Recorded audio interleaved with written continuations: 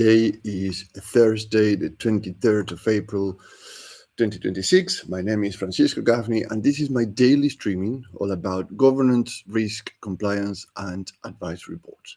And the whole week we were talking about the advisory board operating system, and today is the turn for transformation and reinvention, particularly from the lenses of assets, performance today, particularly strategy and brand.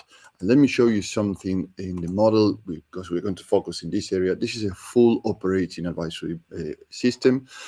Now, we are going to focus in the far left today, which is the other way around. There you are. So it's about the edge, the innovation, the transformation, the reinvention, and particularly from the lenses of going international, when you're going to other continents, when you're going to cross borders, etc., right? So let's focus on that area, and I give you some ideas in terms of observations from many years doing international business, and how important is this part of the performances, the strategies, and the brand. And you will say, but we are going international. Yes, and we are speaking the whole week about this, because every portion of this model have to be taken into account when you're going international. Many times you do it by instinct, you do it by having a piece of paper or an advisory team that's going to tell you what to do, when, and what's next. Also, you have to have that inside your organization as part of your ethos, right? So you cannot go international and say, yeah, we go international because it makes sense. Yes, it makes sense. Now you have to put the right processes, system, and particularly people in place to do that correctly, and not only correctly, at the desired outcomes, so the business outcomes, right? Because sometimes it's very nice to go international, it's very exciting, you go through all the hurdles, but then when you have to wind down the whole operation because it didn't work, you have to do the same things, but it's a new hurdles, new problems, new issues, because actually closing down a company is not that easy as people think, particularly if you are in another country with another language. So for an internationalization business, this is where many expansion stories come unstuck with the things I'm going to share today, right? So it's not because of the demand is absent that you go international. It's because the company gets messier as it gets bigger. This is the things that you have to consider. And the risk I like to address today, this is the strategic drift, right? When you have the right intent, all the things in place, but the strategic is drifting into something else. So because you have too many customer types, you have too many routes to market, too many local variations, exceptions, and one thing that many times is not considered, but actually is very dangerous, I don't know if it's the right word, but it's very, very risky, is the dependency on local individuals, right? Because it's good to bring your people in, but actually be careful, because at the same time can be a counter effect. So you have to have local individuals, talent, people in your international expansion, but at the same time you cannot be over dependent on them. So you have to make sure that you have the same principles you apply in your organization is applied in other countries. And that is where I come in as a board advisor. So I put together rotating international advisory boards around the milestones in front of your company. So you are not left alone. You have the visibility without being involved into it. So the organization or your company gets the specialist capability it needs in a fraction of the time that makes or takes to hire one executive, without the being consulting overhead, without the talent locking, and with the membership trap, the members of the advisory board every 6 months as the project evolves. So in terms of talent, this is something I want to highlight today. We say, what I have to do with international expansion? You have many things to consider, not talent. At the end, everything is down to people, right? So consider this, because we are talking about in the model, I'm sharing the model, in terms of performances, the strategies, and the brand. We are pretty much today going to focus a bit more into performance strategy than branding, though performance, because actually your teams are the ones that actually have to perform, and this is very important. So let's look at some statistics and some surveys that actually start to give us a better insight of what's going on in the organizations. So one of the first problems that you face is the pace of change is not slowing down. And the thing is, actually, you say, well, what do you mean with that? We are a manufacturing company. Yes, it's true. But the Office for National Statistics says that 26% of UK businesses were using at least one AI technology in the late March 26, which is 3 weeks ago, 4 weeks ago. But is by 25 and the same period was only 18% of the company. So you see, technology is going into a place where you say how you adapt that technology, because once you adapt, for example, an agentic AI in the UK, how you apply exactly the same as agentic AI in the US, for example, or in Canada or Australia, when the laws are different, the culture is different, the people are different, etc., etc. So then you start to see the actually evolution of, when you go international, all these things start to have a consideration and a place. And the second problem is that management quality decides whether changes become an edge or a waste, right? And when I say management quality is when you have your non-executive directors. Yes, we have now to be careful, because now we are measured in effectiveness. That's why I'm calling, and actually the Office for National Statistics also have a survey about management quality. And also this quality allows the company to have an edge, or pretty much it is literally a waste. So the National Statistics Office found that firms with stronger management practices are much more likely to adopt advanced technology successfully. And we discussed this last week, by the way. When you have the management quality and in the higher end of the efficiency, expertise, implementation, adoption, etc., technologies become more useful and they return the investment several folds compared to management teams that actually their quality, their expertise, their capacities are not as good as the other guys, and they adopt technology. That's the same ratio, but probably less, though the results are not good, because actually it's about the management quality at the end. So let's see, you see how you see performance and strategy start to get very, very close together now, because actually it's about the people. It's always about the people. And this is not to point fingers, say people are not doing their job, etc., because nobody wants to get up in the morning and fail on purpose. But the thing is, sometimes that quality, management quality, have nothing to do with individual. It's because they are too much into the business. They are too close to the things, and that happens to everybody. When you're too close to the things that you do, sometimes you start to lose sight of the things that are going around you or in the market. But that's it's natural. It's not something actually you have to blame anybody or say, oh, you're not qualified, or you're not expert enough, or you don't have experience enough. Have nothing to do with that. It's about the capacity of the awareness of what's going on.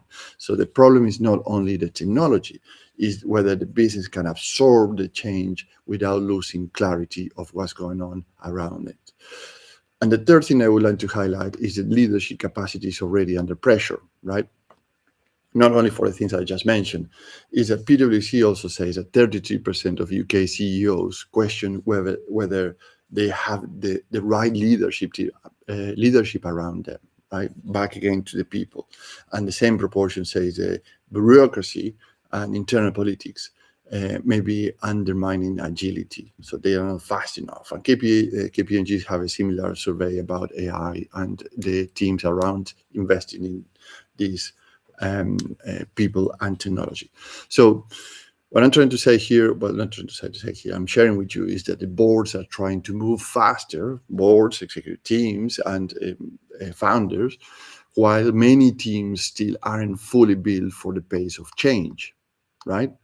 So what is a problem here in overall? So in terms of performance and strategy, when you go to innovate, when you're going to go international, when you are looking for that edge, sometimes it's not looking outwards what is going on, but you have to look inwards. What is your team and how they are performing, and if they need an advisory board on helping them to see the things that they cannot see because they are too close. It's not about the capacity; it's about the distance, the breathing space, if you may. Right. So, in other words, imagine international reinvention is like stretching a piece of fabric across a wider frame, right? So if the weave is weak, so what will happen? It's going to tear. At one point, the things are going to tear, right? So if you put this in a frame that actually is a big, a wider frame, but you have a thicker, more better wave fabric, that is not going to tear. It's going to stretch, it's going to mold, it's going to adapt, and going to stick with it. So the board has to ask perhaps a better question. And when I say board, it's also your executive team and yourself as a founder. The question is, what exactly mean to stay coherent as the business scales, right? So you want to make sure that the things are working all together. Now, it's not that what kind of things you can see from the outside in. And as advisor, I would suggest the following things. Number one is the IP monetization test. And you will say, why IP? Well, what exactly are we monetizing internationally? It's just labor, founder reputation, a local relationship, or a transferable assets such as a process, methods, brands, data, commercial structure, or the operating logic. If it's not transferable, the expansion gets expensive and very fast. So when we talk about international expansion, you say, well, this is going to make us very strong, going to show our leadership, and we're going to go into new markets, etc. So what exactly are you doing, right? So these questions are very valuable because then you start to realize if the international expansion makes sense or it's just an ego trap, right? Now, the second thing I would consider is use a succession planning and leadership depth test. And what that means is who owns what, who can make decision, how are issues escalated, who or how is quality maintained, and who is responsible for that. How is performance compared across borders? Yeah, if the business cannot answer those questions clearly, probably the founder is still acting as an operating system. So they are in the business still, but they're not looking into these things actually on the business overall. And when you are going international, you really have to go into the bigger picture all the time. So the third thing to consider is use the going global test properly. So going global is not the reward for domestic success, and that is a big mistake for many companies. It is the structural expression of the first two tests, the RIP monetization and the the leadership depth test. So who is owner, who is accountable for what and where and when. If the structure if your structure is an expression of these two things, of the first two tests, I mean, is a company's transfer IP and the scalable leadership, then international expansion strengthens the value story. So you have something that is valuable that can go cross border, and people will say, yes, we get it, we like it, we want to work with you. And they know that they have this support. They are backed by the whole organization in terms actually they are going to deliver the promise that they are making to the market. So if it does not, the international expansion becomes operational self-harm because you're going to raise capital, you're going to go to a new country, new legislation, new people, and then probably you're going to be harming your organization, in your local country or your local geography, because you had to sustain something actually today. Yes, today is not necessary, but in this new venture, it start to get to suck all the resources from the original organization, and then you have to unwind everything to survive. So, what is the next hard question I had to ask? How does the board hold all that together without overhiring, overcomplicating, or letting the market story run ahead of the operating reality, right? So this is a very good question to ask when you are thinking about international expansion.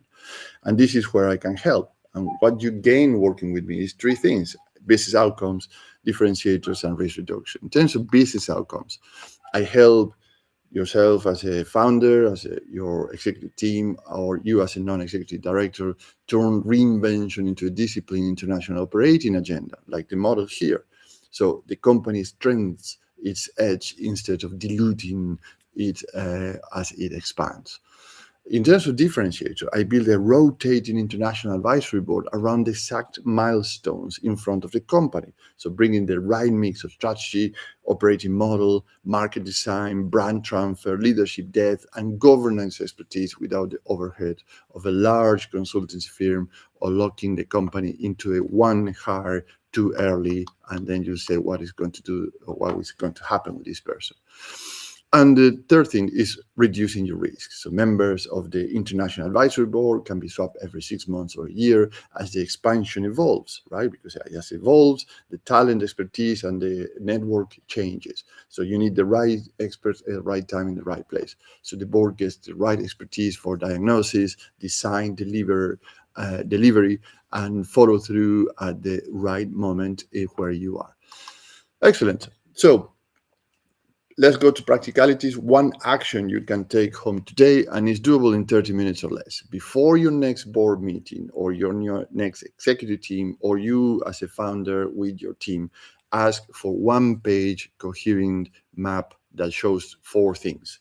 Number 1, what must remain standard across markets, right? Number 2, what can be localized? Because you don't want to localize everything, just whatever is required, like a patent certificate, not patents, sorry, certifications, permissions, health and safety, localization of legal contracts, etc. All the rest, probably, if you have a very good branding, performance, and strategy, doesn't need to be changed. So don't change everything. Just look exactly what needs to be localized. Number 3, who owns each decision? You have to have people that owns decisions, so they start to detach the dependency from the headquarter or the founder or the executive team or the non-executive director with accountability. So they are responsible for those decisions. And number 4, what part of the business still depends too heavily on the founder, right?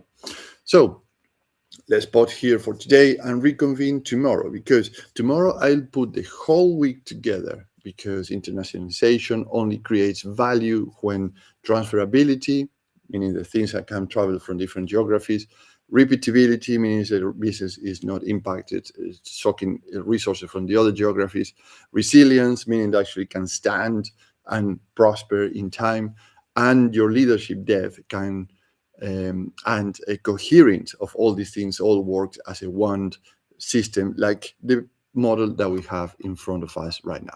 So if you are a founder, an executive team, or a non-executive director in a board, and you want an international advisory board to help your organization protect strategic coherence, build leadership depth, and scale the right assets into new markets, let's have a 30-minute call so I can understand where you stand today, what you're looking for, what is your constraints, if you have identified them, so we can put together an international advisory board that can help you to achieve those goals.